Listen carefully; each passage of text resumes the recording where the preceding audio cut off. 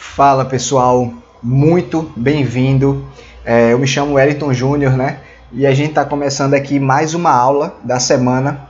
E nessa aula da semana eu vou mostrar para você tudo que você precisa saber para fazer um orçamento de obras, ou quase tudo, né? Possa ser que existam algumas coisas aqui que eu não vou conseguir comentar, tá? Mas eu vou te dar aqui a estrutura básica para você sair sabendo realmente o que é um orçamento de obras, como é que você faz, qual a importância de você dominar um orçamento de obras, tá?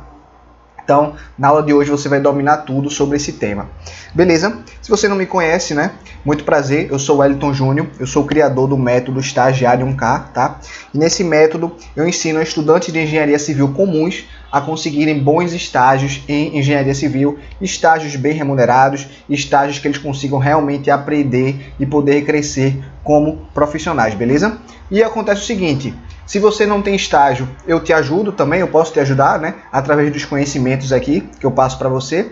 E se você já estagia, mas por algum motivo que seja, você não está satisfeito com o seu estágio atual, e você quer ir para um estágio que pague melhor, ou você quer ir para um estágio que tenha maior potencial de crescimento, ou quer ir para um estágio onde você consiga realmente ter o maior potencial de aprendizado, esse aqui também é o seu lugar.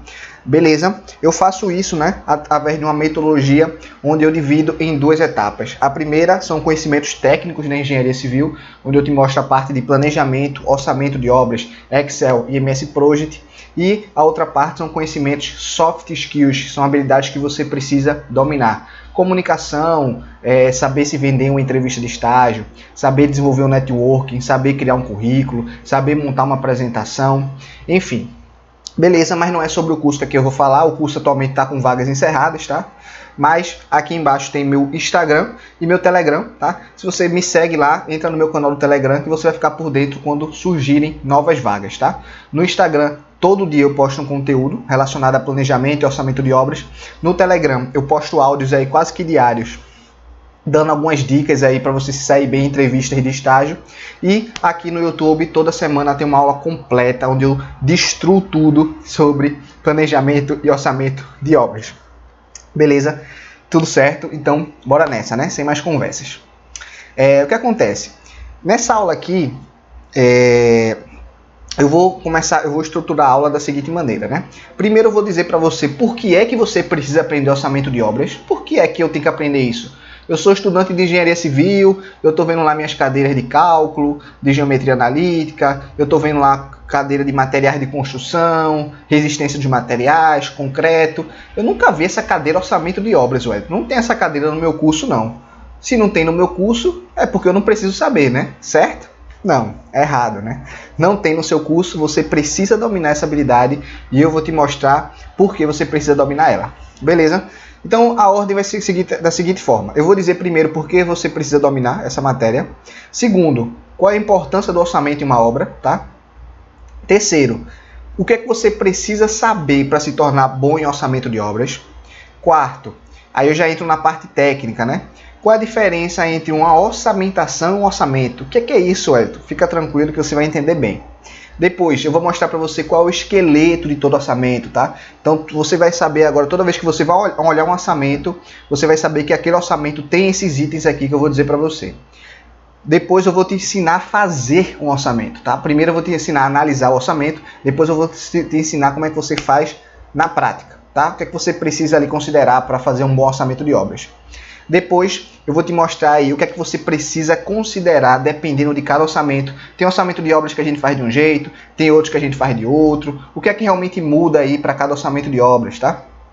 Por fim, eu vou te falar aí qual é a relação entre orçamento de obras. Então, o cliente que quer contratar uma obra, o que é que ele espera de um orçamento de obras? E você como construtor, você que trabalha para uma construtora, você que quer estagiar em uma construtora, você que quer fazer obra, o que é que você precisa saber sobre orçamento? São dois mundos diferentes aí que acabam se cruzando, mas com perspectivas diferentes, tá?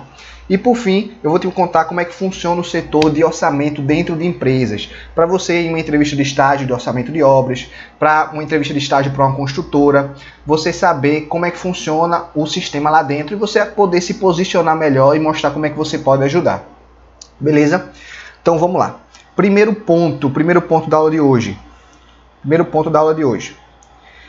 até dar um zoom aqui. Primeiro ponto da aula de hoje. Por que orçamento de obras pode me ajudar a conseguir um bom estágio em engenharia civil? Primeiro, toda obra tem orçamento, absolutamente toda. Então, se você vai fazer uma reforma, se você vai construir a casa do seu cachorro, ou se você vai construir uma grande usina hidrelétrica, não importa o preço da obra, ela precisa fazer um orçamento. Simples assim. Se é obra de engenharia, precisa ter orçamento. Beleza? E o que acontece com isso? Se toda obra precisa de um orçamento, existe uma alta demanda de mercado. Existe muita gente aí querendo que profissionais que façam orçamento. Muitas empresas recebem muitos orçamentos e os profissionais que estão nas empresas não dão conta.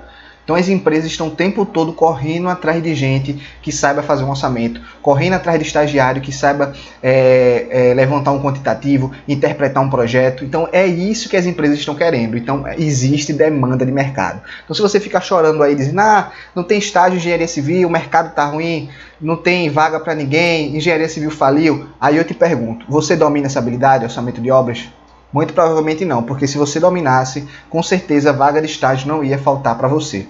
Porque quase todas as vagas de estágio que aparecem exigem que o aluno tenha esse conhecimento aí de obras, tá? Existem umas ou outras que não precisam, mas a grande massa de vaga exige isso.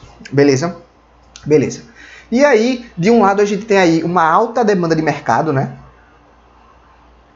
De um lado a gente tem aí muita gente querendo orçamentista de obra, e do outro lado a gente tem pouquíssimos profissionais qualificados. A gente conta nos dedos os profissionais que sabem fazer orçamento. E eu não estou falando só de estagiário não, tá? Estou falando de engenheiro civil. Tem engenheiro civil que faz orçamento, mas não sabe fazer bem feito. Tem engenheiro civil que nunca fez um orçamento na vida, tá?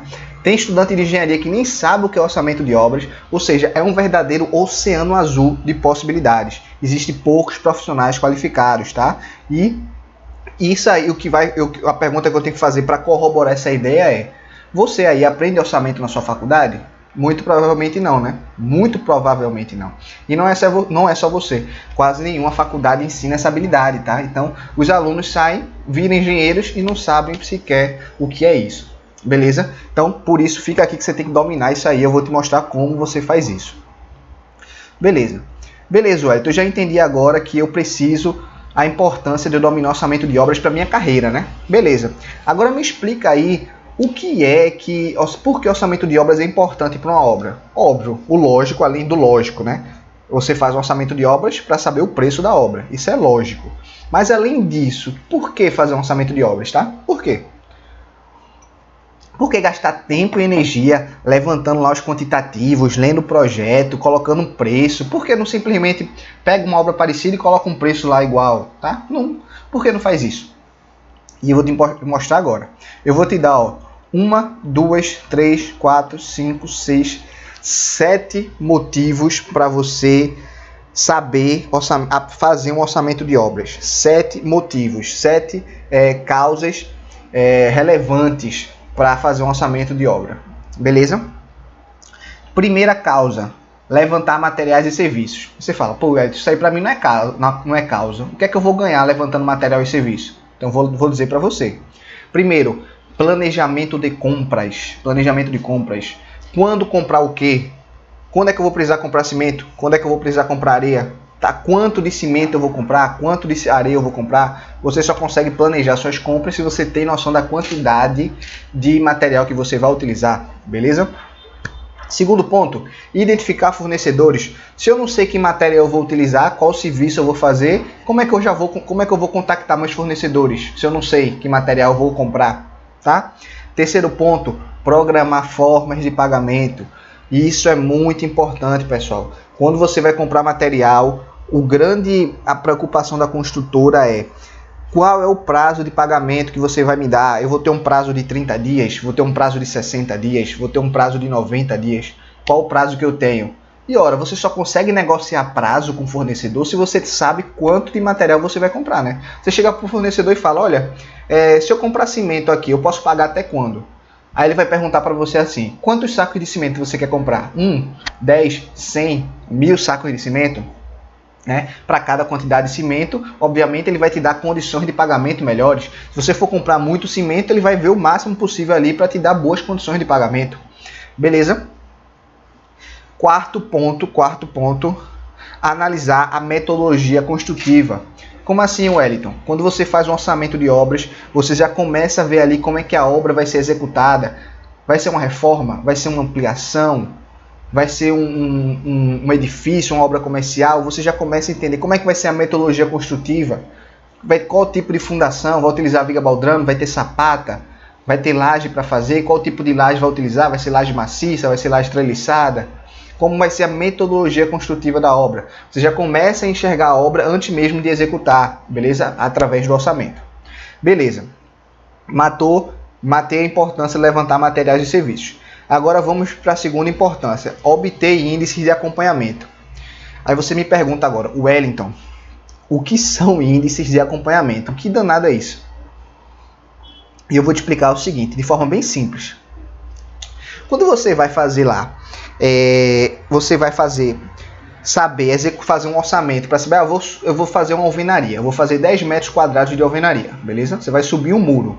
Para você fazer o orçamento, para fazer esse serviço, né? A primeira coisa que você precisa saber é quanto de material eu vou gastar. E a segunda coisa que você precisa saber é quanto reais de mão de obra eu vou ter que pagar para ter aquele serviço. Beleza? Isso aí você entende. Para saber quanto de material eu vou gastar, eu vou precisar saber o quê? O consumo de material. E para saber quantos reais eu vou ter que pagar para a mão de obra, eu tenho que saber a produtividade da equipe. Afinal de contas, eu pago a hora do profissional, né? Eu pago o dia de trabalho, a diária dele, tá? Se for contratar avulso, você paga uma diária. Se for contratar na carteira, você paga por hora trabalhada, né? 220 horas por mês. Então você precisa saber qual é a produtividade do profissional para executar aquele serviço, né? Porque se o profissional for demorar 2 dias para executar aquele serviço, o preço vai ser 1. Mas se ele for demorar 4 dias, eu vou ter que pagar mais a ele, né? Então essa conta de produtividade de mão de obra a gente chama de índices, né? Então, quando a gente vai fazer um orçamento, a gente atribui índices de produtividade, a gente atribui índices de consumo de material. Sendo que a gente está estimando, isso é uma estimativa, isso é baseado em alguma base de dados que a gente pegou, isso é baseado em alguma obra anterior que a gente fez, mas isso não necessariamente vai ser verdade para a obra que a gente está executando. E a única forma de a gente saber se isso é verdade ou não é confrontando. É depois que você está executando a obra, você compara lá na obra se sua produtividade da sua equipe está de acordo com a que você orçou. E aí você atualiza. Então você fica sempre em um processo de melhoria contínua. Porque você estima uma produtividade, você executa. Essa produtividade está maior, está menor. Aí você atualiza. Depois executa de novo e você fica sempre confrontando as produtividades e o consumo de material que você orçou com a produtividade e consumo de material real da sua obra, e você com isso chega cada vez mais a orçamentos melhores, mais precisos, tá? Beleza. Qual é outro ponto importante? Dimensionar equipes. Aí você fala, poxa, Wellington, o que é que tem a ver eu saber quanto é que vai custar a obra e eu saber quantos profissionais eu vou precisar para executar a obra? O que é que tem a ver uma coisa com a outra? O que acontece é o seguinte, para você fazer o orçamento, você precisa levantar quantitativo. Para você fazer um orçamento, você precisa identificar os serviços. Então, para dimensionar uma equipe, você só precisa de 3 coisas. Você precisa saber qual serviço vai ser executado, óbvio, né? Se vai ser um serviço de alvenaria, vai precisar de pedreiro. Se vai ser um serviço de elétrica, vai precisar de eletricista, né? Então, a primeira coisa é identificar o serviço. A segunda coisa é saber quanto daquele serviço você vai ter que fazer. Quantos metros quadrados de alvenaria? Quantos metros quadrados de pintura? Quantos metros quadrados de coberta? Quantos metros cúbicos de concreto? Então, primeiro você sabe o serviço, depois você vê a quantidade do serviço e, por último, você precisa saber o prazo da obra. O prazo da obra, obviamente, geralmente já vem no contrato, né? O cliente já diz, olha, o prazo para executar essa obra eu quero 90 dias, 60 dias, beleza? Então, se você sabe o prazo, você sabe quais são os serviços que vão ser feitos e você sabe o quantitativo, fazer o dimensionamento de equipe é somente conta de padaria. Claro que existem conceitos por trás, que eu não vou abordar nesse vídeo aqui, depois eu faço uma aula sobre isso, tá? Mas você tem tudo na mão para dimensionar a sua equipe. Então você já consegue dimensionar a equipe na fase de orçamento, beleza? Qual outra importância disso aqui? Revisão de valores e índices. Revisão de valores e índices. Então o que acontece é o seguinte, foi justamente aquilo que eu falei para você, ó. Uma vez que você consegue fazer os índices de acompanhamento na obra, você consegue depois estar atualizando o orçamento, tá? Você atualiza o seu orçamento. E aí você pode fazer jogos diferentes. Como assim jogos diferentes, Wellington? Digamos que para uma obra específica é mais produtivo para a minha equipe trabalhar à noite, porque à noite tem mais frente de trabalho para ser executada. Ou seja, a hora do meu profissional é mais produtiva de noite, ele produz mais de noite. Sendo que tem um problema, Wellington, de noite eu pago adicional noturno. Aí você vai fazer a conta e ver, poxa, é mais vantajoso eu ter um profissional mais produtivo à noite e pagar adicional noturno, ou ter um profissional menos produtivo de manhã e não pagar adicional noturno. E aí a única coisa que você vai precisar mudar é, se for de noite, a produtividade dele vai ser maior. Então, o tempo que ele vai gastar para executar aquela atividade vai ser menor. Logo, ele vai gastar menos horas para executar aquela atividade, beleza? Ele vai gastar menos horas, sendo que o custo da hora dele vai ser maior, porque ele vai estar pagando adicional noturno. Mas se for de manhã ele vai gastar mais horas, mas o custo da hora vai ser menor. E aí você faz essa continha e compara. Poxa, vamos fazer lá para cada... Aí você, obviamente, você divide sua obra em etapas, você pode analisar por etapas, né? Pode analisar a obra como um todo, enfim, isso aí analisa caso a caso, mas a importância do orçamento é essa, você conseguir fazer aí, poder, no caso, simular jornadas de trabalho diferentes, tá? Beleza? E aí eu já entro o próximo motivo, que é fazer simulações, né? Como assim fazer simulações, Wellington? Simulação é você criar cenários diferentes, você criar possíveis cenários, né? Na verdade, cenários, você criar cenários diferentes, né? E como assim criar cenários diferentes, Wellington? Primeiro, quando você pega uma obra, aí você definiu lá, geralmente vem no projeto, né? Depende muito do tamanho da obra, né? Mas já tem lá uma metodologia construtiva a ser seguida. E aí você tem um preço para executar aquela metodologia construtiva. Sendo que aí você pode criar outra metodologia construtiva e orçar essa outra metodologia construtiva. E aí depois você compara os preços, tá? Isso aí é a base, né? A base da engenharia, né? Você vê qual é a solução mais econômica. Eu posso fazer o quê? Eu posso fazer uma viga baldrame e eu posso fazer uma sapata isolada. O que é mais vantajoso? Então você vai orçar lá para a viga baldrame, depois você vai orçar o projeto para a sapata isolada. E aí você compara os dois. Eu posso utilizar aí alvenaria de vedação com bloco de concreto, eu posso utilizar alvenaria de vedação com bloco de cerâmica. Qual é mais vantajoso? E aí você vai comparar custo de material, produtividade da equipe. Então assim, você consegue fazer simulações, você consegue orçar uma metodologia construtiva, alterar essa metodologia, orçar de novo e depois comparar e ver realmente qual é melhor. Beleza? Beleza. E outra coisa interessante é diminuir a porcentagem de lucro, né? Como assim, Wellington? Eu estou fazendo lá uma obra que custa 3 milhões de reais. E aí eu estimei lá, para essa obra de 3 milhões de reais eu quero ter 20% de lucro. Sendo que se você colocar que vai ter 20% de lucro em uma obra de 3 milhões de reais, possa ser que seu preço não fique competitivo, né? Possa ser que seu preço fique muito alto. Afinal de contas, 3 milhões é muito dinheiro, né? Então 20% em cima de 3 milhões é dinheiro, né?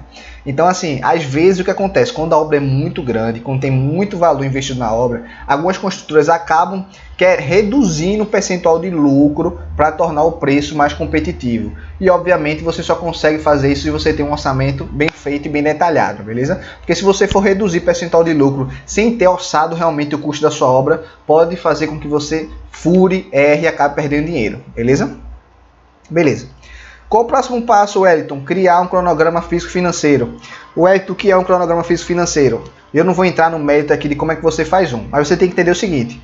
Uma vez que eu tenho um orçamento da minha obra, uma vez que eu tenho as atividades que vão ser executadas, eu posso criar, obviamente, meu planejamento. E com esse planejamento eu vou dizer, essa atividade eu vou fazer primeiro, essa atividade eu vou fazer depois. Então você cria uma lógica de atividades. E você pode criar um gráfico que mostra quanto você vai gastar por mês para manter aquela obra. Nesse mês eu vou fazer tais atividades. Aí você olha no orçamento e vê quanto é que vale aquelas atividades. No outro mês eu vou subir minha alvenaria e vou começar meu chapisco e reboco. Aí você olha no orçamento e vê quanto é que vale fazer alvenaria e fazer chapisco e reboco. Então você consegue saber quanto você vai gastar por mês. E mais do que isso, você consegue também saber quanto você vai receber por mês, né? Porque você vai dar esse cronograma para o seu cliente também. E o seu cliente vai saber, nesse primeiro mês eu vou medir 10 mil reais. Nesse segundo mês eu vou medir 30 mil reais. E aí você consegue fazer o balanço entre quanto é que você está gastando para executar naquele mês e quanto é que seu cliente está lhe pagando. Beleza? Isso é a grande função do orçamento também. Qual a outra função? Análise de viabilidade econômica. Como assim, Wellington? Poxa, o cliente chega com um projeto para você e fala, olha, eu quero que você faça essa minha casa. Aí dá um projeto lá com alto padrão de acabamento. As especificações de tintas são caríssimas, os revestimentos são caros, os pisos são de porcelanato muito caro. Ele quer lá uma casa com alto padrão, uma casa com 200, 300 metros quadrados, e ele chega para você e fala, olha, eu só tenho 200 mil para construir essa casa. Será que eu consigo construir essa casa com 200 mil? E aí você vai orçar o projeto e ver se existe viabilidade econômica naquele projeto. Dá para eu construir aquela obra com o dinheiro que o cliente tem? Então essa é a função do orçamento também. Beleza? E para finalizar aí, para matar tudo de orçamento, de importância, né? Para você realmente se convencer, primeiro, toda obra quer lucrar, né? E o lucro depende do orçamento, beleza? Geralmente, quando você erra um orçamento para menos, você acaba com seu lucro e tem prejuízo, tá? Mas se você errar o orçamento para mais, também é problema, porque seu preço fica alto e você não ganha nenhuma obra. Então, esse é o primeiro ponto, tá? O grande orçamento, um orçamento bem feito, ele garante que todos os custos da obra estejam identificados. Por quê? Quanto mais detalhados os custos da obra, mais você tem poder de decidir e ter tranquilidade para saber quanto por cento você quer lucrar. Porque se seu orçamento não estiver detalhado, você tem que subir sua margem de lucro, porque você não sabe muito bem. Pode acontecer um imprevisto, pode ter que fazer alguma atividade que você não considerou, então você fica meio perdido. Mas se você tem um orçamento detalhado, você tem a tranquilidade de poder enxugar o seu lucro o máximo possível, porque você vai saber que realmente o custo da sua obra vai ser aquele, já que você fez o orçamento detalhado, tá? E por fim, para matar, é a principal área do negócio da construção civil, tá? Existe negócio de investimento financeiro em bolsa de valores, existe você abrir um mercado e vender frutas, existe você abrir uma padaria e vender pão. Todos esses são negócios, tá? A construção civil, o negócio da construção civil é construir e vender, tá? E a base de todo negócio é o lucro. A base de todo negócio é o lucro, tá? O que faz o negócio acontecer, o que faz o negócio fechar é o lucro. Então, o único métrica de lucro que a gente tem na nossa obra, o que faz realmente a gente lucrar, existem outras coisas, né? Mas assim, de forma abrangente, o negócio mesmo que faz lucrar é o orçamento, né? O orçamento é o que você ganha, né? É o preço que o cliente está lhe pagando. Então, aquele preço que ele está lhe pagando não tem como mudar. Então, por isso que o orçamento precisa ser muito bem feito, porque é ele que vai distinguir as construtoras que vão ter dinheiro e aquelas que vão falir por não conseguir terminar a obra, porque não tem dinheiro para terminar a obra, porque fez orçamento mal feito. Eu tenho certeza que você já viu isso, né?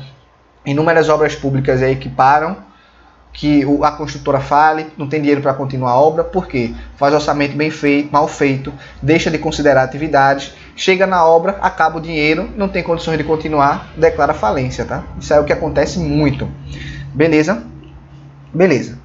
Beleza, Wellington, eu já entendi a importância do orçamento para a obra.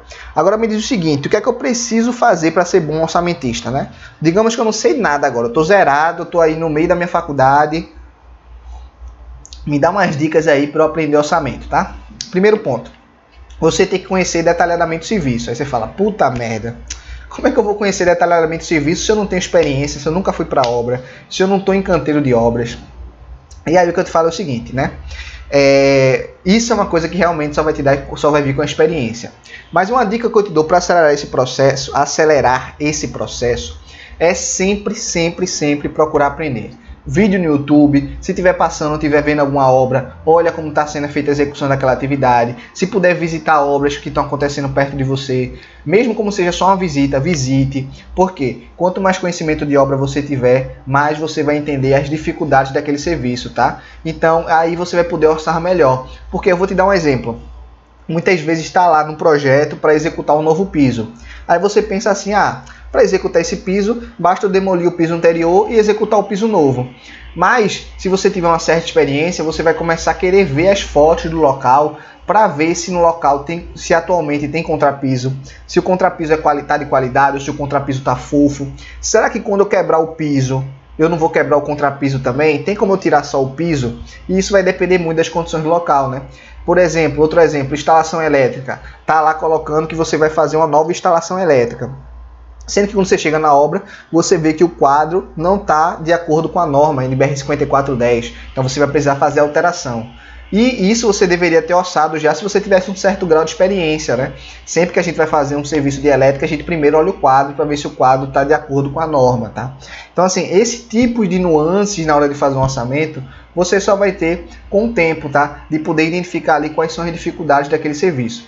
Mas a dica que eu te dou é, seja uma esponja. Procure sempre estar vendo obras, vendo serviços, conversando com pedreiros, conversando com o encarregado, conversando com o eletricista. E entenda realmente como é que afunda a obra, porque aí sim, quando você for fazer um orçamento, você vai pensar, mas será que o quadro elétrico está bom? Mas será que esse tipo de forro, se eu fizer um rasgo nesse forro e depois colocar a placa de gesso, será que eu não vou precisar fazer uma pintura, um retoque de pintura em todo o forro, não? Será que esse tipo de tinta aceita retoque? Ou se eu for pintar uma parede, eu vou ter que pintar a parede toda? Então, esses pequenos detalhes, essas pequenas sutilezas que você só vai ter com experiência de obra e prática. Então, quanto mais cedo você for querendo vivenciar isso e aprender, melhor. Beleza? Segundo ponto é a interpretação de projetos. Mas aí nesse caso é parte técnica mesmo, tá? Então é você sentar, estudar, pegar projeto, prestar muita atenção nas aulas da sua faculdade, procurar fazer cursos específicos, né? Um curso de projeto elétrico, um curso de projeto estrutural, para você realmente ir conhecendo a fundo aí as nuances, né? A gente tem aqui nosso curso, estou criando, na verdade, nosso curso de levantamento de quantitativos e interpretação de projetos, né? Que é justamente isso, eu ensino aí você conseguir interpretar todos os projetos da engenharia civil. Beleza? Isso aí é uma tarefa que a experiência ajuda muito, mas não é tão forte feito a última que eu te disse, né? Esse aí realmente dá para você aprender com um pouco de teoria, dá para você aprender a interpretar projetos, tá? E, por último, um orçamentista ele precisa ser um cara que ele entende que a obra não vai ser perfeita, né? A obra vai ter problemas, né? A obra vai ter variáveis que vão influenciar, né? Então eu citei alguns problemas aqui, ó. Disponibilidade de material. Poxa, se eu estou fazendo a obra num local longe, será que o acesso de material lá é fácil? Então nesse caso, na hora de eu compor o preço do meu serviço, eu já vou ter que colocar lá o preço do material mais caro, porque o frete vai ser mais caro, né? Você tem que ter essa noção. Chuva, né? Poxa, essa área tem muita chuva, né? Tem muita chuva nessa área, ou seja, tem muito risco de meu profissional ficar parado, né? Eu pagar ele e ele não produzir, né? Então, nesse caso aí, eu teria que aumentar o custo da hora do meu profissional ou simplesmente diminuir a produtividade dele, né? Então, para executar essa atividade, como nesse local chove muito, ele não vai demorar só 2 dias, não. Ele vai demorar 4 dias. Então, você altera lá a sua composição de preço, diminui a produtividade da sua equipe, adequando, claro, a localidade, né? Produtividade de equipe variável, você vai ter que entender que cada equipe tem sua produtividade, né? Você tem uma equipe lá com pedreiro e servente que tem uma produtividade, tem outra equipe que tem outra produtividade. Então, quanto mais você conhecer sua equipe de trabalho, quanto mais você conhecer realmente quem vai estar executando, mais perto o seu orçamento vai ficar da realidade, beleza? E outro ponto, entender sobre paralisações, né? Saber que isso pode acontecer, tá? Beleza. Você já entendeu que para ser um bom orçamentista você precisa entender como a atividade é feita, você precisa ter interpretação de projetos e você precisa lidar com incertezas, tá? Beleza. Mas, Wellington, eu vi aqui que você colocou qual é a diferença entre orçamento e orçamentação, né? Qual é essa diferença? Pessoal, eu estou falando essa diferença aqui para você somente para você entender melhor quando eu falo aqui durante a aula, tá? Para você não ficar meio perdido. Orçamento é aquilo que o cliente pede. Então, quando você... Imagine sua obra. Você quer fazer lá, você quer instalar um ar-condicionado na sua obra, tá? Aí, na sua casa, né? Você quer instalar um ar-condicionado na sua casa. Aí você chega lá para o técnico de refrigeração e fala, olha, me dá um orçamento aí para instalar um ar-condicionado aqui na minha casa. Beleza. Isso é o que você vai receber como cliente. Imagina a situação, um cliente chega para você e fala, olha, me dá o orçamento para construir minha casa. Ele não quer saber como você vai chegar naquele valor, ele só quer o valor. Ele vai ver quanto é que você cobrou, vai cotar com 2 outras pessoas, né? E vai fazer uma comparação de preço. Ele não está preocupado em saber metro quadrado de alvenaria, metro quadrado de piso, metro quadrado de coberta, ele não está nem aí para isso. Ele só quer o preço para descobrir a casa dele pronta. Tá? Isso é orçamento. O engenheiro civil, ele trabalha com orçamentação. E o que é orçamentação? O orçamentação é um processo para você determinar esse preço final. Para você chegar nesse preço final que o cliente vai receber, existe um processo para você chegar, que é justamente o que eu vou ensinar aqui para você, no passo a passo para montar um orçamento de obras. Existe um processo para chegar lá, tá? E eu até citei algumas coisas para você aqui, ó. Primeiro, não é adivinhação. Para você fazer uma orçamentação, você precisa utilizar de dados confiáveis e ter bastante bom senso. Feito eu falei para você, a produtividade de uma equipe varia para outra, o consumo de material varia. Às vezes tem locais onde vai ser mais difícil trabalhar, então a produtividade da minha equipe vai diminuir. Então você tem que ter muito bom senso e utilizar de dados confiáveis, beleza? O orçamento nunca vai ser exato. Wellington, eu vi lá, eu passei na rua e eu vi lá uma placa de obra dizendo que a construção daquele hospital custou lá R$13.242.342,15. Isso, pessoal, é uma estimativa. Aquilo ali é o dinheiro que o poder público vai pagar para a construtora. Mas o custo que aquele prédio realmente vai ter para a construtora vai ser menor, né? O custo daquele hospital, obviamente, vai ser menor do que o valor que ela vai receber, mas ela não sabe exatamente quanto vai ser. Ela tem mais ou menos ali uma noção de custo de obra, mas isso nunca é exato. A gente sempre tenta chegar o mais preciso possível, mas nunca é exato, tá?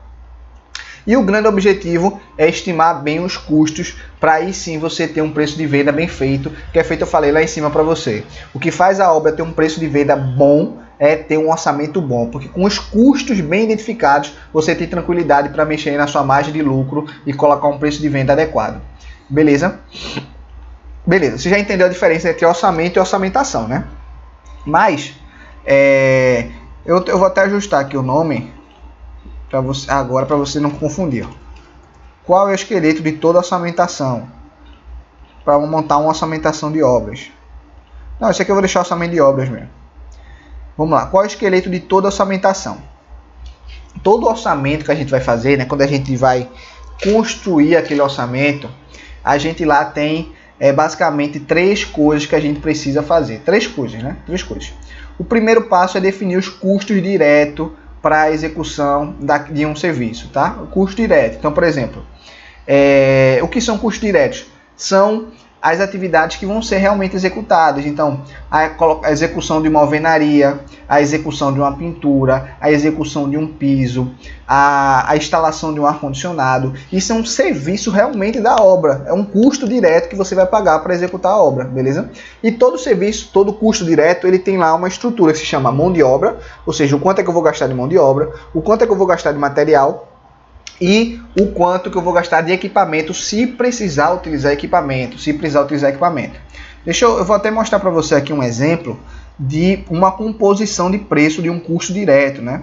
Vamos abrir aqui para você, ó, para você entender como é que funciona. Estou aqui com uma composição de preço, né? Não desonerado, esse orçamento é não desonerado. Vamos pegar aqui uma composição de preço do Rio de Janeiro, 2019. Vamos pegar essa aqui, ó, para você entender como é uma composição de preço, né? Como é que funciona.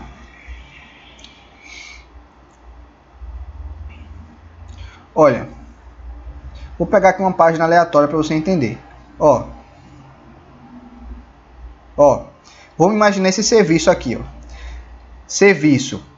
Serviços diversos é a categoria do serviço, tá? Aí o serviço é chuveiro elétrico comum com corpo de plástico tipo ducha, fornecimento e instalação. Ou seja, imagina que eu quero colocar um chuveiro na minha obra, né? Então como é que eu faço o custo daquele chuveiro? Primeira coisa, eu preciso saber a forma como ele é calculado. Então esse preço é por unidade, ou seja, a cada chuveiro eu vou ter esse preço para fornecer e instalar o chuveiro. Então antes da gente olhar a composição, na sua cabeça eu sei que você já pensa, poxa, para colocar um chuveiro eu preciso de quê? Eu preciso do chuveiro e preciso do eletricista, beleza? Então vamos ver o que a composição diz pra gente. Ela diz o seguinte, olha, para fazer esse serviço aqui que você está falando, chuveiro, você vai precisar de um chuveiro, beleza? Ela diz que você vai precisar de chuveiro, mas ela coloca outra coisa aqui que a gente não tinha imaginado. Olha, você vai precisar de uma fita veda-rosca, né? Ou seja, para você conectar lá o chuveiro no seu ponto de abastecimento, você precisa usar uma fita veda-rosca justamente para a água não ficar vazando ali naquele ponto. né? E você vai precisar de quê também? Um eletricista e um servente. Ou seja, isso é uma composição de preço de um custo direto. Eu estou precisando de um material para executar, eu preciso do equipamento, né? Não, equipamento não, desculpa. Nesse caso aqui a gente só tem material e mão de obra, né? A gente tem um chuveiro, a mão de obra vai ser um eletricista e um servente. E aí ele não para por aí, ele me diz aqui no final, ele fala, olha, para esse serviço aqui específico, que é a colocação do chuveiro elétrico, tá? Você vai gastar de material R$ 60,18 e você vai gastar de mão de obra R$ 13,88 por unidade de chuveiro, tá? Então, se você quiser colocar um chuveiro, você vai pagar R$ 74,06. Esse é o custo direto para fornecer e instalar um chuveiro, tá? Isso é o custo direto. Beleza? O Wellington, como é que ele chegou nesse valor? Se lembra que eu expliquei para você que para a gente calcular um custo direto de um serviço, a gente considera consumo de material e produtividade de equipe? Beleza. O que é que ele considerou aqui para mim? Ele falou, olha, o chuveiro, você vai precisar, para colocar um chuveiro, obviamente você vai consumir um chuveiro. E ele colocou aqui, ó, o preço desse chuveiro é R$ 54,99, tá? Então você vai gastar R$ 54,99, tá? Além disso, você vai precisar de 0,01 unidade, ou seja, o que é que ele colocou aqui? Poxa, eu tenho uma fita veda-rosca de 18 milímetros por 50 metros, uma fita de 50 metros, é muita coisa. Ele fala, olha, Edson, você não vai precisar utilizar uma fita dessa toda, você vai precisar utilizar somente, ó, ele até coloca aqui, ó, 1% da fita, tá? Então, teoricamente, uma fita de 50 metros aí, eu só vou utilizar 50 centímetros, né? Então, é isso que ele está me dizendo, olha, você vai utilizar 0,01, ou seja, você vai utilizar aí 1% da sua fita, né? E ele me diz o preço da minha fita inteira, ó. O preço da minha fita inteira é R$ 10,73. Então, se eu vou utilizar somente 1% da minha fita inteira, basta multiplicar 10,73 vezes 0,01, ou seja, eu vou gastar teoricamente 10 centavos de fita. Mas, pessoal, esse valor aqui, como eu falei, é uma estimativa. Na prática, tem como você chegar lá no armazém e dizer, me dá 50 centímetros de fita aí, veda-rosca? O cara vai olhar para você e vai rir, né? Então, na prática, você teria que comprar uma fita veda-rosca inteira, tá? Então, por isso que eu falo que um orçamento é uma estimativa, tá? Ele estima, ele usa de parâmetros para chegar no valor final. Beleza? E ele fala o seguinte, olha, para colocar um chuveiro, você vai gastar 0,45 horas de eletricista. Então, se a gente fizer uma conta, vamos fazer a conta aqui. 0,45 vezes 60. 0,45 vezes 60. A gente chega num cálculo que um eletricista só precisa de meia hora. Em meia hora o cara chega lá e instala o chuveiro elétrico, tá? Aí ele fala o seguinte, olha, o custo da hora desse profissional é R$ 27,71. Esse é o custo da hora do profissional. Então, se a hora dele é R$ 27,71, para ele executar, como ele vai executar isso somente em 0,45 horas, basta multiplicar o 27,71 por 0,45 e você vai descobrir que você vai gastar R$ 12,46 para pagar o eletricista. Na prática isso acontece, pessoal? Não, né? Você não vai contratar um eletricista e vai dizer, olha, eu te dou R$ 13 para tu instalar meu chuveiro. Isso aqui é uma estimativa, tá, pessoal? Quando é que isso funciona bem? Quando eu tenho uma obra lá, que uma obra tem 50 chuveiros, 100 chuveiros, e eu contrato um eletricista para colocar essa obra. Então aí eu já consigo utilizar, obviamente, esse valor aqui, já é coerente, né? Porque quando eu colocar uma quantidade grande de chuveiros, o cara não vai, obviamente, falar mal. Então, por exemplo, para colocar um chuveiro eu estou gastando R$ 12,46, né? O cara não vai vir colocar um chuveiro, ele não vai aceitar receber R$ 12,46. Mas se você fala para ele, olha, bota para mim aqui 10 chuveiros, eu tenho 10 chuveiros para tu instalar na minha casa. Qual seria o preço que você deveria pagar para ele? É 12,46 vezes 10, né? Porque 12,46 não é quanto ele gasta para fazer um chuveiro? Então, para pagar 10 chuveiros seria R$ 124, R$ 125, né? Então, se você chegar ao profissional e falar, olha, R$ 125 para tu instalar 10 chuveiros, aí ele vai, tá? Então, o orçamento ele funciona como uma estimativa, principalmente quando a gente fala de grandes quantidades, tá? E para o servente, obviamente, ele coloca que o servente vai gastar 0,30 horas. Ele entende que o trabalho do servente para colocar o chuveiro é muito menor do que o eletricista, tá? É um serviço muito mais de auxiliar, tá? Beleza. E aí vai custar R$ 6,51, porque a hora do servente é R$ 21,70. Beleza, pessoal, eu expliquei aqui para você como é que funciona a composição de preço, né? Esses valores aqui é a unidade, né, do insumo que a gente fala, né? A gente chama de insumo, né? Isso aqui é a produtividade da mão de obra, tá? Isso aqui é o consumo de material, tá? Então, quando é material, esse valor de coeficiente corresponde a consumo. Quando é mão de obra, esse valor de coeficiente corresponde à produtividade. E para você calcular o custo, basta você multiplicar o consumo. Não, para você calcular o custo, basta você multiplicar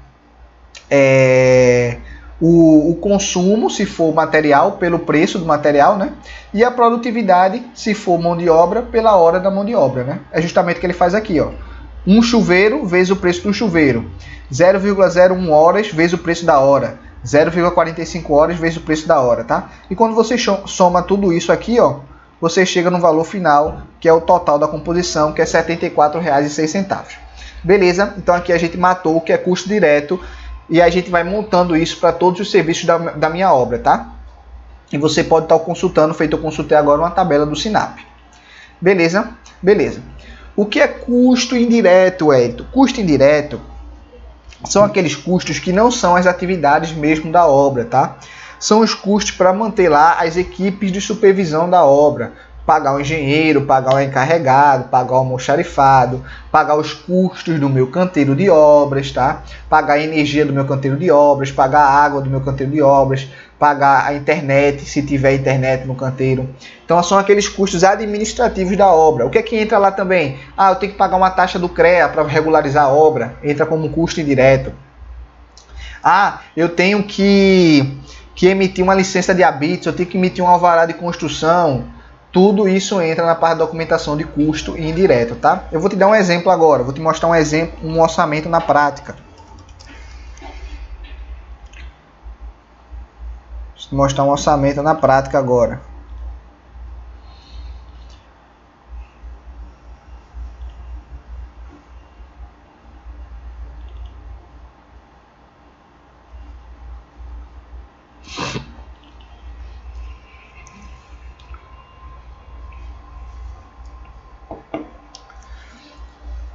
Tá abrindo aqui o orçamento para você entender.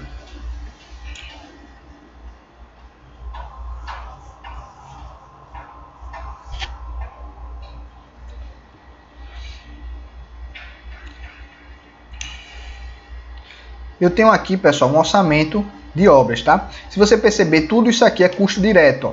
Custo direto para fazer uma escavação, metro cúbico da escavação, e aqui o preço para executar isso, ó, R$ 56,94, tá? E aqui a quantidade, ó, a quantidade vai ser 6,89, né? 6,89 metros cúbicos. Beleza? Vou até dar um zoom aqui para você entender melhor. Aqui, ó, tá vendo? Tudo isso aqui é custo direto, ó, que é justamente os serviços que vão ser executados na obra. Wellington, de onde é que você está tirando esses preços aqui? Eu estou tirando aqui no meu banco de dados, tá? Que é justamente essa planilha aqui que eu peguei para você, ó. Essa planilha aqui, somente que ela tá em Excel, tá? E de forma resumida. Essa planilha aqui, ela destrincha para mim o que vai ter de material, o que vai ter de mão de obra. Nessa planilha aqui, ela já me dá o preço final, ela já me dá o preço da atividade, beleza? Beleza. Eu não vou, essa aula aqui, obviamente, eu não vou ensinar você a pegar preço aqui, não. Estou focado nessa aula aqui, te dar um geral sobre orçamento. Depois a gente vai ter outras aulas aí onde a gente vai se aprofundar mais, tá? Beleza. Aí o que acontece aqui? Eu tenho aqui todos os meus custos diretos, né? Mas no final do meu orçamento, eu vou colocar aqui meus custos indiretos. Você está vendo aqui meus custos indiretos, ó?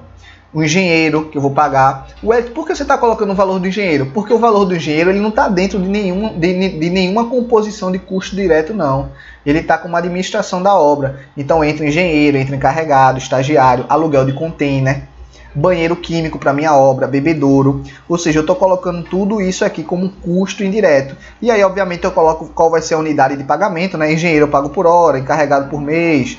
E aí você coloca e aí você pega o preço, né? Obviamente esse preço aqui eu também estou tirando aqui do meu banco de dados, beleza? Beleza, então essa é a diferença aí entre custo direto e custo indireto, tá? O custo direto envolve profissionais e materiais para executar uma atividade e o custo indireto envolve toda a parte administrativa e de suporte para que a obra aconteça no canteiro de obras, tá? Beleza, vamos continuar aqui. Depois disso, depois que a gente criou nosso custo direto e custo indireto, a gente chegou no valor total da nossa obra. 62.516, beleza? Sendo que acontece o quê? O preço de venda da minha obra, obviamente, não vai ser igual ao custo da minha obra, né? Eu vou colocar aí um BDI em cima, né? O BDI que é justamente um fator que a gente multiplica o custo da obra para chegar no nosso preço de venda da obra, tá? E o que é o BDI? É o que eu vou te explicar agora. Eu não vou te ensinar como calcula um BDI, tá? Mas eu vou te ensinar o que é um BDI. Depois, em outra aula, eu explico aí passo a passo para você calcular um BDI, tá? Então, vamos lá. Vamos abrir aqui nosso mapa mental para você entender. O BDI, ele é composto de 1, 2, 3, 4, 5, 6 partes. E eu vou explicar o que funciona cada parte. Primeiro, você já entendeu que é através do BDI que eu faço o preço de venda, né? Então, se eu considero que minha obra vai ser 50 mil e eu considerei um BDI de 30%, o meu preço de venda vai ser 50 vezes 1,3, né? Que no caso vai dar 50 vezes 1,3, vai dar 65 mil reais, né? Então, o BDI é um fator que eu multiplico em cima do custo da obra para chegar no meu preço de venda. Beleza. E o que é que o BDI entra? Primeiro, entra o lucro, né? Entra a porcentagem de lucro que a construtora quer receber em cima da obra. Segundo, o imposto. Todo valor, quando a construtora recebe o pagamento de uma obra, ela não pega todo aquele dinheiro e coloca no bolso, não. Boa parte daquele dinheiro é pago de imposto. E aí você tem que falar com o contador lá para ver quanto de imposto a construtora geralmente paga. Terceiro, seguros e garantias. Isso já foi muito utilizado, mas hoje em dia não é mais, tá? O que é seguros e garantias? Antigamente, algumas obras, alguns clientes exigiam que a construtora colocasse um dinheiro separado num banco, tá? Para caso tivesse algum problema na obra, tivesse algum aditivo para ser feito, alguma atividade que não fosse considerada, a construtora já utilizasse aquele dinheiro do banco, tá? Enquanto o aditivo estivesse sendo aprovado, tá? Isso aí era uma forma de não atrasar a obra, tá? Sendo que a construtora precisa, obviamente, ela vai ser ressarcida, obviamente, né? O aditivo vai ser aprovado e a construtora vai ser ressarcida do dinheiro. No entanto, se não acontecesse nada, aquele dinheiro ficaria parado no banco, né? O dinheiro fica parado no banco e aquele dinheiro poderia estar sendo utilizado para fazer compra de material na obra, aquele dinheiro poderia estar sendo utilizado para estar em outros investimentos e a construtora está perdendo esse dinheiro parado, né? Então a gente coloca no BDI justamente uma porcentagem aí para que aquele dinheiro que ficasse parado, ele continuasse, entre aspas, rendendo alguma coisa, né? No caso aqui, seguro e garantia, pouquíssimas obras hoje em dia utilizam, tá? Risco, poxa, tem obra que a gente vai fazer que a gente tem pouquíssimo detalhamento de serviço, né? O projeto não é bem detalhado, a gente não sabe o que vai enfrentar. Então, assim, poxa, quando a gente está diante de uma indefinição grande, a gente acaba colocando uma porcentagem no risco aí para aumentar nosso valor de BDI e fazer com que a gente tenha mais segurança para executar aquela obra sem ter prejuízo. Beleza? Qual outro ponto? Administração central, tá? Eu diria, pessoal, que o tripé do BDI de verdade, assim, o tripé mesmo, que monta um BDI mesmo, é o lucro da construtora, o imposto que a construtora vai pagar quando receber aquele dinheiro e a administração central. A administração central o quê? É o engenheiro, é o estagiário, é o encarregado? Não. Isso aí que eu falei é a administração do canteiro de obras. A administração central é aquele profissional que a construtora paga para ficar no escritório. É o financeiro, é o recursos humanos, é a equipe de marketing, equipe de vendas. É toda aquela equipe lá que está responsável por manter a sede, o escritório da construtora rodando. É a conta de luz da construtora no escritório, é a conta de água do escritório. Então tudo isso, você pega o valor total lá dos gastos, né? Você rateia para as obras e chega numa porcentagem aí para acrescentar no BDI da obra, tá? E por fim, despesas financeiras. Ué, o que é essas despesas financeiras? Porque acontece o seguinte, a construtora ela faz a obra, ela compra o material, né? A construtora comprou o material. Mas você concorda comigo que existe um delay, né?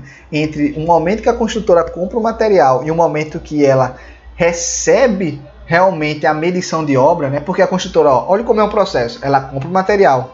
Depois que ela compra o material, ela executa a atividade. Depois que ela executa a atividade, ela solicita a medição. Aí depois que é feita a medição, tem um prazo para a medição ser liberada e depois que o dinheiro chega na conta. Ou seja, existe aí um gap, né? uma distância entre o momento que ela gastou o dinheiro e o momento que ela realmente está recebendo esse dinheiro. Então, no BDI você acrescenta uma porcentagem justamente aí para cobrir teoricamente aí esse gap, né? Porque, poxa, aquele dinheiro, imagine que o cara é uma obra grande, uma obra que tem poucas medições. Então, aquele dinheiro que a construtora gastou no início para comprar material e o momento que ela recebeu de fato o dinheiro, essa diferença de tempo, teoricamente o dinheiro já deveria estar valendo mais se tivesse investido em outros locais, né? Então entra aí essa porcentagem, mas é muito pouco utilizada, tá, pessoal? Geralmente assim é muito utilizado em obras públicas, onde você realmente tem que destrinchar todo o BDI. Mas em obras privadas, geralmente é o tripé que você utiliza, que é lucro, imposto e administração central, tá? Outra coisa que eu dou, para você fazer o cálculo do BDI, não é só você sair somando o percentual de qualquer forma não, tá? O cálculo do BDI, ele é mais sofisticado do que somente ir somando as porcentagens, tá? Beleza. E aí você chega no seu preço de venda, que o preço de venda vai ser esse, você soma lá seu custo direto, né? Somou lá meu custo direto da minha obra, todo o custo direto, soma com esse meu custo indireto, ó, soma com o meu custo indireto, e depois multiplica pelo meu BDI, que nesse caso meu BDI aqui é 30%, né? BDI 30%. E aí você chega, claro, no seu valor de venda final da sua obra. Beleza? Beleza. Vamos dar continuidade. Observação óbvia, né? Não deve, o BDI, o preço de venda da obra não pode ser abaixo a ponto de sufocar o lucro, mas também não pode ser muito alto a ponto de não ser competitivo e você não ganhar a obra. Beleza? Beleza. Observação prática de qual é o esqueleto de toda orçamentação. Eu vou dar uma observação prática aqui. Empresas sempre chegarão a preços de venda distintos, né?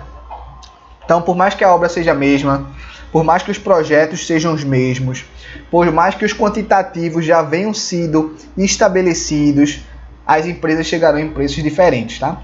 Primeiro, processos teóricos diferentes, né?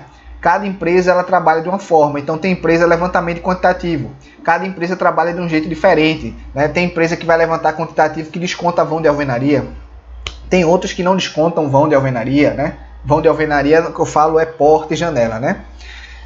Composição de BDI, né? Cada empresa monta o seu BDI da sua forma, feito eu falei, o BDI é um processo meio que interativo, envolve quantos por cento você quer ganhar de lucro, envolve quais são os seus custos para manter um escritório, então cada empresa tem seu BDI, né? Outro ponto, metodologia de execução proposta diferente, né? Então vou dar um exemplo para você aqui, um exemplo aqui, ó, de verga e contra verga, tá? Para você entender o que é que eu estou falando. O que acontece, por exemplo, esse é um exemplo aqui bem clássico para você entender sobre metodologia construtiva diferente, né?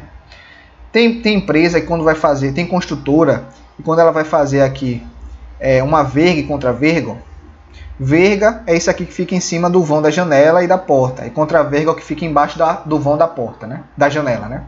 Tem empresa que na hora de fazer a verga e contra-verga, ao invés dela colocar somente num pedaço da porta e somente num pedaço da janela, ela costuma colocar em todo a parede, tá vendo? Ó?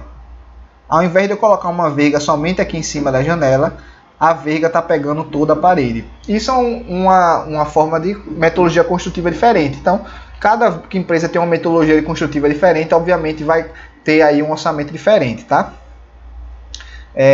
Beleza. Qual outro exemplo aqui? Produtividade da equipe, né? Cada empresa vai ter uma produtividade de equipe, né? E você viu comigo lá na composição de preço que o preço do serviço depende da produtividade da equipe, né? Então, como cada empresa vai ter sua produtividade, vão chegar a preços diferentes. Obviamente, as equipes que são mais produtivas, a empresa vai conseguir diminuir bem a margem, o preço, porque vai gastar menos com mão de obra. Beleza? E cotação de preço com fornecedores. Cada empresa consegue condições melhores, tem empresa que tem parceiros fornecedores melhores e consegue chegar a preços de material menor, né? Feito a gente viu, obviamente, se você baixa o preço do material, você consegue baixar o preço da composição de preço, tá? Beleza. Vamos lá agora para o passo a passo. O passo a passo para você montar um orçamento de obras, beleza? O passo a passo. Eu dividi isso aqui, esse passo a passo de orçamento de obras, em três mais ou menos aí setores, né?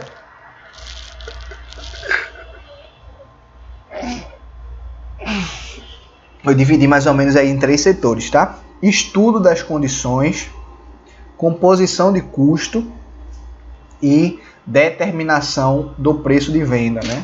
São 3 áreas aí, 3 etapas para você fazer o orçamento de obras, tá? Primeiro passo, estudo das condições. Então, primeiro ponto, você pegou um orçamento de obras, o cara chegou para você e fala, olha, eu quero construir minha casa, aqui está o projeto, toma, faz um orçamento de obras para mim. Primeiro ponto, primeiro passo que você vai fazer, você vai abrir todos os projetos e vai entender o que é a obra. A obra é uma reforma? A obra é uma ampliação? É uma construção do zero? Tem alguma atividade específica? E por que você vai fazer isso? Porque você já vai começar a ver, se tem alguma atividade específica, você já vai começar a ver se você executa ou não aquela atividade, tá? Digamos que você vai ter que fazer uma subestação na obra. O que é uma subestação? Subestação é quando a potência elétrica do local é muito alta e você acaba tendo que criar uma subestação dentro aí do empreendimento, né? Para suprir essa demanda energética. Então, poxa, sua construtora faz subestação? Não faz. Se fizer, é bom, mas se não faz, você já tem que começar a fazer as cotações, tá? Digamos que a obra tem pintura e sua construtora não tem pintor. Então, você já vai ter que começar a contactar os subempreiteiros de pintura, tá? Então, assim, você entende a obra para já começar a passar para seus parceiros, para eles fazerem as devidas cotações, tá? Quanto mais rápido você passar as cotações, mais cedo você vai receber e mais rápido vai ser de você entregar o seu orçamento de obras, tá? Beleza, primeiro passo, você abriu o projeto, viu lá o que vai precisar ser feito, viu se tem alguma coisa específica, já enviou para os seus parceiros, para eles orçarem, para saber quanto eles vão executar aquela atividade. E aí você, o segundo passo, especificação técnica do memorial descritivo, ou seja, você vai ver se a obra tem memorial descritivo. Quando o projeto é bem feito, quando o projetista é bom, ele faz o projeto em planta baixa e faz o memorial descritivo, tá? Que mostra lá o que é que está sendo considerado, né, para aquele projeto, tá? Então ele tem um documento escrito e tem um documento em projeto, tá? Beleza, e lá você vai identificar o que, por exemplo? Qual é o FCK do concreto no projeto estrutural? Se você abre lá o projeto arquitetônico, tem que ter um memorial descritivo, você vai saber lá qual a especificação de tinta, você vai saber lá qual a especificação da cerâmica, você vai saber lá se tem algum revestimento diferente em algum local, precisa fazer controle tecnológico, como é que vai ser esse processo. Então você começa a entender lá as nuances da obra para começar a se preparar, tá? Beleza? Beleza. Dito isso, você já fez o primeiro ponto, leitura e interpretação de projeto. O segundo ponto é interpretação do edital, tá? O que é que você vai ver basicamente ali? Se for obra pública, é edital, né? Mas se for aí uma obra privada, você não vai ter edital, vai ter um contratozinho ali, né? Então a primeira coisa que você tem que fazer é o prazo de entrega, né? Qual o prazo de entrega por aquela obra? Tem alguma penalidade de atraso? Tem algum bônus se entregar a obra antes, né? Porque aí você já começa, se lembra que eu falei que o orçamento é sobre simulações, né? Então você já começa a simular, poxa, será que vale a pena aqui eu colocar minha equipe para trabalhar de noite para conseguir aí entregar essa obra mais rápido, ganhar o bônus aí de entregar a obra antes do prazo, né? Então você começa a fazer simulações aí nesse sentido. Obviamente separa a documentação exigida para participar do processo e ver lá qual vai ser. Beleza, aí entra a forma de contratações, né? Existem 3 tipos aí de formas de contratação que você tem que entender antes de você começar a fazer o seu orçamento, tá? Ela pode ser unitária, global ou administração, né? De forma ampla, assim, para te explicar como é que funciona, a forma unitária você ganha por serviço realizado, tá? Então, por exemplo, se no mês lá você executou R$3.000, você vai ganhar uma porcentagem em cima do que você executou, tá? Então, sempre que você executa uma atividade, você ganha uma porcentagem em cima do que foi executado. Beleza? O segundo principal modo é global. Esse é o modo mais comum que existe em todas as obras, né? Então você fecha lá o preço, o cliente chega para você e fala, olha, eu quero construir minha casa, aqui estão os projetos, quanto é que custa para fazer essa casa?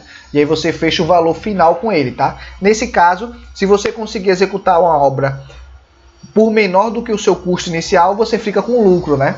Mas se você tiver orçado a obra errado e gastar mais do que você tinha previsto, você fica com prejuízo, né? Porque nesse caso você fecha a empreitada global com o cliente. E o terceiro caso é o caso por administração, e nesse caso específico, as as tarefas precisam estar muito bem alinhadas, tá? Porque nesse caso, o cliente ele te paga mensalmente por administração da obra. Nesse caso, geralmente, o cliente compra o material da obra e você fica responsável por fornecer a mão de obra, tá? E aí o que acontece? Todo mês o cliente vai lá e te dá um valor fixo para você administrar a obra, tá? Então, nesse caso, precisa estar muito bem alinhado com o cliente o que é que vai ser executado a cada mês, tá? Precisa ter muito bem claro a verba que ele te paga de administração, dá para contratar quantos profissionais, e esses profissionais vão conseguir executar quanto por mês, tá? Obviamente, se o cara paga um valor alto de administração, né? Então você vai ter acesso aí a mais profissionais e vai poder executar a obra com maior velocidade. Mas se o custo da administração é menor, você vai contratar menos profissionais e a obra vai andar num ritmo mais lento. Então precisa ficar muito bem alinhado aí para não ter frustração, né? Beleza? Então depois que a gente matou essa parte aí de leitura e interpretação de projeto, a gente viu como é que vai ser a modalidade de contratação, tem uma etapa importante aqui que eu esqueci de falar para você. Além de saber como é que vai ser esse tipo de pagamento, você precisa saber o principal de tudo, como é que vai ser a contratação. Você vai ser contratado para fornecer material e mão de obra ou você vai ser contratado para fornecer só mão de obra, tá? Porque se você for contratado para fornecer só mão de obra, então vamos pegar um exemplo aqui, ó. Um exemplo de um serviço, ó. Vamos pegar aqui um exemplo de um serviço aleatório, tá? Vamos ver aqui. Vamos colocar aqui esse serviço aqui, ó. Luminária tipo calha de sobrepor. E aqui ele dá a modalidade da luminária, né? Para você fornecer e instalar, beleza? Aí ele te dá, ó, tu vai precisar da luminária, vai precisar de eletricista, vai precisar de servente. Beleza, aí tudo certo. Mas o cara, imagine que você foi contratado e você só vai fornecer a mão de obra, tá? Então, para essa atividade específica, o que você vai cobrar vai ser R$ 48,39 por luminária, tá? Ó, R$ 48,39 que é o valor da mão de obra, tá? Se o cliente lhe contratar para fornecer a mão de obra e o material, você no caso cobraria R$ 199,71 por luminária, tá? Então isso é muito importante na hora de fazer o orçamento, tem que saber, né? Pô, a contratação vai ser mão de obra e material ou vai ser contratação somente da sua mão de obra? Beleza? Beleza, então vamos dar continuidade aqui. A gente vai entrar em outra parte que é muito importante, que é a parte de visita técnica. Esse aí é o terceiro passo, né? Por que visita técnica? Tem muitos clientes aí que já obrigam que a construtora faça uma visita técnica, tá? Justamente para evitar a quantidade de aditivos. Existe um grande problema que a construtora dá o preço global da obra, sendo que quando está durante a execução da obra, diz que tal serviço não estava contemplado no projeto e quer adicionar um aditivo, e isso acaba sendo muito incômodo para o cliente, tá? Porque ele tá lá com uma imagem que vai gastar tanto para executar aquela obra e acaba surgindo aí imprevisto que ele vai ter que estar desembolsando mais dinheiro. Então muitas empresas, já para evitar isso, elas obrigam, né, é obrigatório, se a empresa quiser participar da licitação, né, do processo de concorrência, que ela visite o local e realmente faça lá um termo se responsabilizando que vai realmente tá a par de toda a condição da obra, beleza? No entanto, apesar disso, existem algumas condições ainda que existem aditivos que a gente chama de vícios ocultos, né? Então, são aquelas situações de projeto, de obra que realmente não dá para ser prevista. Imagine a seguinte situação. Você foi contratado para trocar a parte de cabeamento de elétrica, tá? E você vai lá na obra, você mede as distâncias, você faz tudo certinho, sendo que você não consegue abrir o forro porque o forro é de gesso. Você não vai poder rasgar o forro de gesso do local, tá? Sendo que quando você faz lá o seu orçamento, você considera lá o seu cabeamento, quando você vai executar na obra, você abre o forro, você vê que não tem nenhum eletroduto, então o cabo está solto no entreforro. Então aí, nesse caso, cabe aditivo sim, tá? Porque é um vício oculto. É uma situação que não dava para ser verificada numa vistoria tradicional de obra, tá? Então sempre tem aí essas questões aí. Mas no geral, o que eu te aconselho? Na visita técnica, você tem que ter alguns objetivos específicos, tá? O primeiro objetivo, verificar as possíveis dificuldades na execução do serviço. Se lembra que eu dei um exemplo para você lá de você vai tirar o piso e acaba desplacando o contrapiso, ou descobre que o contrapiso está fofo, ou vai fazer um serviço de elétrica e percebe que o quadro elétrico não está normatizado, né? Ou você percebe qualquer que seja algum problema que não esteja relacionado, não esteja relatado no projeto, tá? Então você só vai conseguir fazer isso em uma visita, você verificando lá as possíveis dificuldades para a execução daquele serviço, tá? Principalmente também demolições, tá? Às vezes num projeto você não consegue ver bem claro quais demolições você vai fazer e você numa visita técnica você pode verificar melhor isso aí, tá? Identificar o que não esteja especificado em projeto, tirar dúvidas, ver a entrada de energia e água, isso é muito importante, principalmente se for uma construção do zero, né? Então, pô, será como é que tá a água, a energia? Como é que tá esgoto? Tem saneamento aqui no local, tá? Beleza. Mas, tudo isso aqui, beleza. Aí o que eu queria te falar é o seguinte também, tá? Você precisa também ver a disponibilidade de material e mão de obra, conversar com o pessoal da localidade, como é que é armazém, tem armazém para comprar material ou vai ter que trazer material da capital? Porque se o material for vir da capital, vai aumentar o frete, né? Então se você aumenta o frete, você vai aumentar esse custo aqui de material, ó. Então esse preço aqui de material, R$ 66,51, por exemplo, para essa luminária, muito provavelmente já vai ter que aumentar aqui, ter um acréscimo, por conta que você vai ter que pagar frete para levar essa luminária para lá, beleza? Então, mão de obra também, como é que eu acesso a mão de obra? É fácil, é difícil? Então, isso tudo vai aí ajustando o seu orçamento, tá? Beleza? Mais uma dica que eu te dou sempre que você for fazer uma visita técnica, tenha um formulário lá, um formulário bem claro ali, o que é que você vai analisar em cada visita, tá, pessoal? Poxa, justamente para a pessoa que vai fazer a visita, ela não ficar preocupada em se lembrar de verificar tudo. São muitas informações que você tem numa visita. Então, se você tiver um checklist lá, vamos ver a entrada de água, vamos ver a entrada de energia, vamos ver o padrão de entrada de elétrica, vamos ver como é que está a situação dos quadros, tá?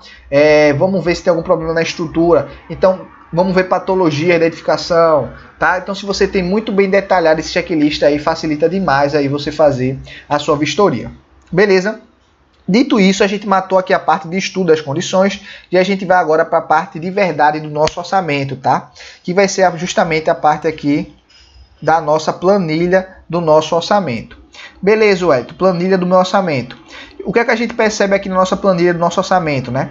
A gente tem os itens do nosso orçamento, a gente tem a unidade desses itens, a gente tem um código aqui que diz de onde eu tirei esse item, ou seja, o código da composição de preço do item, a gente tem a quantidade dele e o valor unitário dele, tá? Depois a gente encontra o valor total, ou seja, o valor unitário vezes a quantidade, aplica o BDI em cima, tá? E descobre o valor total com o BDI. Beleza, essa é a trajetória, vamos destrinchar ela. Primeiro ponto, identificar os serviços que vão ser executados. Wellington, como é que eu identifico os serviços que vão ser executados na minha obra?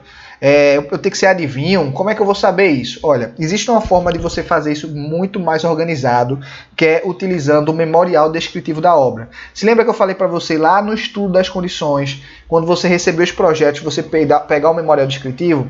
Justamente por essa situação, ó. Eu estou aqui com o memorial descritivo de um modelo padrão da caixa, da casa, tá? Uma construção de uma casa, uma casa popular, tá bom? Então o que acontece? Aqui ele me dá, obviamente, os projetos, ele me dá as informações da obra, mas mais na frente aqui você vai ver um anexo que chama Memorial Descritivo. Então vamos olhar esse anexo aqui, ó. Memorial Descritivo. E o que é esse memorial, Wellington? Esse memorial, na verdade, ele me diz qual vai ser os serviços que vão ser executados para colocar aquela casa em pé, né? O que é que eu vou precisar executar? Então ele fala aqui para mim, olha, tu vai precisar fazer, serviços preliminares. Aí ele me dá, vamos ver aqui, raspagem e limpeza manual do terreno. É um serviço que você vai ter que fazer, beleza? Locação da obra, escavação manual para fazer lá minhas vigas baldrame, vai fazer a execução da viga baldrame, fundação direta, vai fazer um reaterro, vai fazer as vigas de travamento, que vão ser aquelas vigas que vão ficar lá em cima, no topo da minha alvenaria, né? Antes eu vou apoiar minha laje em cima dessas vigas de travamento, beleza? Vou fazer minha laje, vou ter a concretagem. Aí ele fala aqui, a alvenaria, ele especifica o item de alvenaria.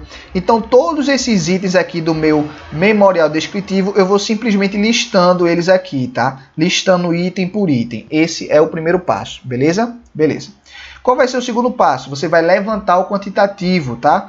Como é que você vai fazer para levantar o quantitativo? Aí realmente é colocar a mão na massa, tá? Você vai abrir aqui o projeto, vamos começar pelo projeto arquitetônico. Você vai abrir o projeto arquitetônico. Você vai abrir o projeto arquitetônico e de fato você vai chegar e levantar o quantitativo, tá? Depois eu faço uma aula mais aprofundada aí sobre levantamento de quantitativos para orçamento de obras. Mas agora o que você tem que entender é, você tem que levantar quantos metros quadrados de alvenaria vai construir, quantos metros quadrados de pintura, quantos vasos sanitários vão ter. Aí você vem aqui para a parte de quê, ó?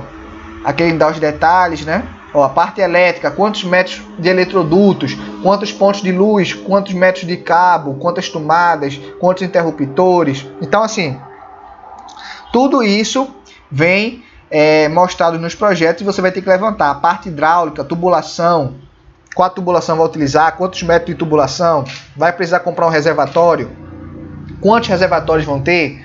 Então, tudo isso vai entrar aqui no nosso quantitativo, né? Então, primeiro a gente identifica os serviços, depois a gente vem pelos quantitativos através da leitura dos projetos, tá? Beleza? O terceiro passo é definir os custos diretos, tá? Então, depois que você identificou o serviço, então vou te dar um exemplo aqui, ó. Vamos ver o modelo de padrão na minha casa. Ó. Vamos ver aqui, ó, escavação manual, tá? A gente tem um serviço de escavação manual. O que é que você faz? Você vai agora olhar a composição de preço, o valor para fazer uma escavação manual. Eu agora, o Elton, eu vou utilizar uma planilha do Sinap para fazer esse processo, tá? Então eu estou aqui com o meu banco de dados, que é uma planilha do Sinap, onde ela já me diz o item, ó. Nessa planilha, ela já me diz o item e diretamente ela já me diz o preço, ó. Você percebe que diferente dessa planilha, que ela destrincha para mim o item, ela me destrincha a mão de obra, o material. Aqui não. Nessa planilha que eu estou trabalhando, ela é uma planilha mais prática, onde eu já tenho o serviço e já tenho diretamente o preço para executar aquele serviço. Então vamos procurar aqui, ó. Essa planilha eu estou utilizando o quê? É uma planilha de... Vamos ver qual é a referência dela, ó. É uma planilha de fevereiro de 2020, tá? Local de Recife. E é uma planilha desonerada que a gente chama, tá? Wellington, qual é a diferença aí de desonerada e não desonerada? Olha, basicamente existem duas planilhas de preço, é isso que você precisa entender. Existe uma planilha de preço que a gente chama de desonerado, existe uma planilha de preço que chama não desonerado. Qual é a diferença? Só tem uma diferença: o preço da mão de obra. Na planilha desonerada, o preço da mão de obra é mais barato do que na planilha não desonerada. Consequentemente, por eu ter um preço de mão de obra mais barato, o valor dos meus serviços na planilha desonerada vai ser mais barato, vão ser mais baratos do que o valor do meu preço na planilha não desonerada. Beleza, Wellington. E por que? O que quer dizer essa diferença aí? De onde é que vem isso? Isso vem chamado de um imposto chamado INSS. Quando a gente vai calcular o preço da mão de obra, eu não vou entrar nesse mérito aqui de cálculo de preço de mão de obra. Existem vários encargos que incidem sobre o valor da mão de obra, tá? O que você precisa saber é o preço que o profissional recebe na carteira de trabalho não é o quanto ele custa para a empresa. Além daquele valor que ele recebe na carteira, existem outros encargos que incidem em cima daquele valor. Ou seja, o custo de um trabalhador para a empresa é maior do que o de fato ele recebe na carteira. Isso provavelmente você já deve ter escutado. A grande pergunta é quanto maior é esse custo, né? E o quanto maior esse custo é em função dos encargos. Quando a gente está falando de encargos desonerados, não incide o imposto INSS, ou seja, eu tenho menos encargos, consequentemente eu tenho um preço menor. Quando eu falo de não desonerado, eu tenho mais encargos em cima da mão de obra, consequentemente eu tenho um preço maior. Ah, Wellington, então é melhor eu fazer sempre desonerado, porque o custo da minha mão de obra vai ser menor?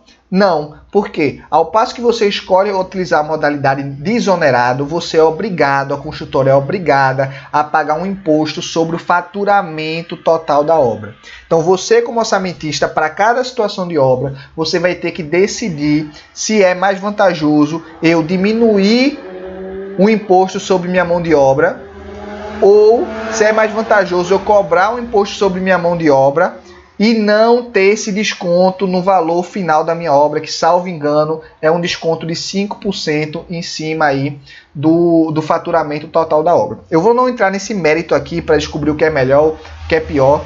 Então aqui, como exemplo aqui é te dar uma aula mais geral sobre o assunto, eu não vou entrar a fundo ainda, depois eu faço uma aula comparando o orçamento desonerado com não desonerado, tá?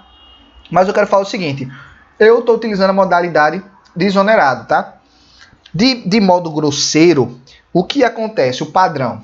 O padrão é que quando a obra ela tem muito custo com material, então obras de infraestrutura, obras de saneamento, obras onde o valor gasto com material é muito maior do que o valor gasto com mão de obra, o mais comum é que você opte pela modalidade não desonerado. Não desonerado. Por quê? É mais vantajoso eu ter um imposto cobrado em cima da minha folha salarial, que teoricamente é menor, do que eu cobrar em cima da minha obra como um todo, porque eu vou cobrar em cima de uma obra de alto valor, porque eu gastei muito com material. Então, obras de construção civil no geral, obras de construção civil no geral, é mais comum, é mais vantajoso utilizar não desonerado. Mas lembrando que isso é analisado caso a caso. Estou falando de forma grosseira aqui com você. Obras que são metade material, metade mão de obra de custo, não desonerado. Obras que têm um grande desequilíbrio para o lado de compra de material. Obras que o valor do material é muito caro, a gente opta pela forma não desonerada, tá? Beleza, Wellington, qual que eu uso? Você pode utilizar qualquer um para fins aqui de conta que a gente está fazendo. Na prática, você vai fazer sempre dois orçamentos. Sempre dois orçamentos. Você sempre vai fazer um orçamento desonerado e sempre vai fazer um orçamento não desonerado. Ora, no orçamento desonerado, você vai utilizar os preços da planilha desonerado. No orçamento não desonerado, você vai utilizar os preços da planilha não desonerado, tá? E depois você vai acrescentar o BDI. O BDI vai ser o mesmo? Não vai ser o mesmo, tá? Por quê? Porque o BDI, quando a modalidade é desonerada, ele tem um acréscimo na porcentagem de imposto. Se lembra que eu falei para você que quando é desonerado, ao passo que eu não tenho imposto de INSS sobre a folha salarial, eu tenho um imposto de 5% que é cobrado sobre o valor total da minha obra, logo eu vou compensar isso aumentando o meu BDI. Então você vai ter um custo e a modalidade desonerada vai te dar um valor, um custo da obra menor, no entanto vai te dar um BDI maior. Na modalidade não desonerada, você vai ter um custo de obra maior, no entanto, você vai ter um BDI menor. Wellington, qual é o que eu escolho? Você vai escolher aquele que o valor total da obra, o orçamento total, depois de você aplicar o BDI, seja o menor, porque vai ser o preço mais competitivo. Beleza? Tá. Foi uma breve explicação, não era nem para entrar tanto nesse assunto aqui. Vamos lá. Imagina agora, voltando aqui, eu estou usando minha planilha, eu estou calculando aqui meu custo direto e eu vi que eu queria saber aqui sobre escavação manual, tá? Então eu vou dar um Ctrl L aqui, vou escrever escavação manual. Escavação manual. E vamos ver aqui, ó, o que aparece para mim, ó. Tubulação, escavação manual. Achei, ó. Escavação manual de vala para viga baldrame. Beleza, justamente o que a gente quer, ó. Justamente o que a gente quer, ó. Escavação manual para nossa viga baldrame, que vai ser nossa fundação direta, tá? Para viga baldrame, ó, fundação direta. 40 por 25. Então vamos dar uma olhada aqui. Vamos dar uma olhada. Ele me diz várias funções, ó. Sem previsão de forma, com previsão de forma, tá? A gente vai, ó, como a gente vai utilizar forma, ele me dá aqui um valor por metro cúbico, ó, R$ 85,04. Então, eu viria aqui no meu orçamento, e colocaria aqui 85,04. Lembrando que no caso eu estou pegando uma composição de escavação 93358. Vamos ver qual foi essa que eu peguei, né? Vamos ver qual é essa, 93358. 93358. Eu peguei essa aqui, ó, escavação manual de vala com profundidade menor ou igual a 1.3. Não tem problema, tá? Eu posso também pegar essa escavação manual de vala, tá? E o preço que eu estou utilizando, ó, 56,64. Beleza. Coloquei aqui orçamento completo, escavação 56,64 valor unitário, tá? Então é dessa forma que você define o custo direto. Você vai lá e procura no seu banco de dados de preço de acordo com o serviço que você vai executar. Beleza? Qual o próximo passo? Definir os custos indiretos, né? Então é justamente essa parte final do orçamento aqui. Então, engenheiro, encarregado, estagiário, lembrando sempre de colocar aí os encargos sociais. Então você vai pegar o salário do seu profissional, e vai acrescentar os encargos. Ou se você preferir, você pode vir aqui no próprio Sinap, ó, e procurar, se você procurar aqui, ó, engenheiro, ó, se você procurar engenheiro, ele já vai te dar aqui, ó, o quanto custa o engenheiro. Ó. Engenheiro civil de obra pleno com encargos complementares. Ó. Então esse valor aqui já está com os encargos, tá? Esse valor está completo. Então quando a gente dá uma olhada aqui, ó, a gente vê que a hora do engenheiro é R$ 113,33, tá? Então, se o engenheiro trabalha 220 horas por mês, então vamos colocar aqui 103,33 vezes 220, então R$ 22.732 seria o preço que você colocaria mensal aqui para o seu engenheiro, ou você pode simplesmente colocar o valor da hora aqui, tá? Eu peguei uma composição aqui 90777, vamos ver qual foi essa composição que eu peguei aqui. Foi justamente essa aqui, ó, engenheiro civil de obra júnior, tá? Eu não peguei o engenheiro civil de obra sênior, eu peguei júnior, tá? E no caso ele ganha R$ 75,48 a hora. E eu posso tranquilamente utilizar isso para montar aí os meus custos indiretos. Beleza, pessoal? Então é assim que você monta seus custos indiretos. Você vai utilizando sempre a sua planilha de banco de dados, né? Estou utilizando o Sinap aqui, nesse caso, beleza? Eu não preciso me preocupar com os encargos aqui, porque o próprio Sinap já me dá o preço com encargos. Agora, se eu quiser pegar o preço do meu profissional no meu trabalho, o quanto ele ganha na carteira, aí sim eu vou ter que me preocupar em criar meus encargos. Beleza? Então vamos seguir aqui. Cotação de preço. Aí você fala, Wellington, por que você está fazendo cotação de preço agora, Wellington? Poxa, não era para fazer a cotação de preço antes de eu pegar o preço do serviço? Porque, poxa, quando eu vejo, se eu conseguisse fazer a cotação de preço, eu conseguiria um preço do serviço muito mais perto da realidade, né? Se eu fizesse a cotação do meu material. E eu falo o seguinte, ó. Se você for fazer a cotação de todos os materiais aqui, você vai gastar muito tempo. Você não tem como fazer isso, tá?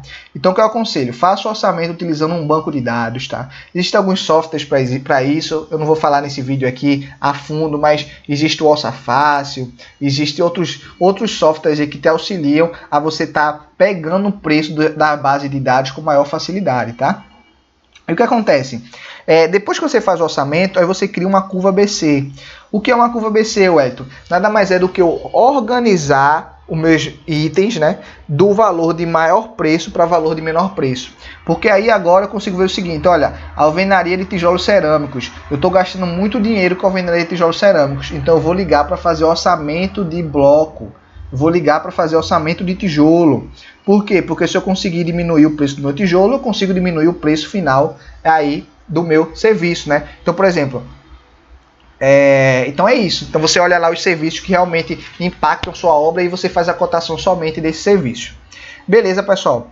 Então, para finalizar, depois que você faz isso, colocou os preços, você vai, no caso aí, definir o seu preço de venda, que é fazer o cálculo do seu BDI.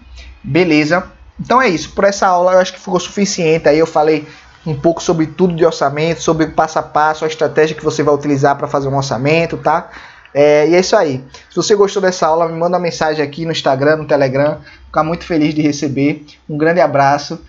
Deixa o seu curtir aí. Se inscreve no canal, porque você fica sempre atento aí quando tiver vídeo novo, tá bom? Essa parte aqui de o que muda de um orçamento para outro, relação cliente-construtora, eu vou deixar para um próximo vídeo, para esse aqui não ficar muito extenso, tá bom? Um grande abraço aí e até a próxima.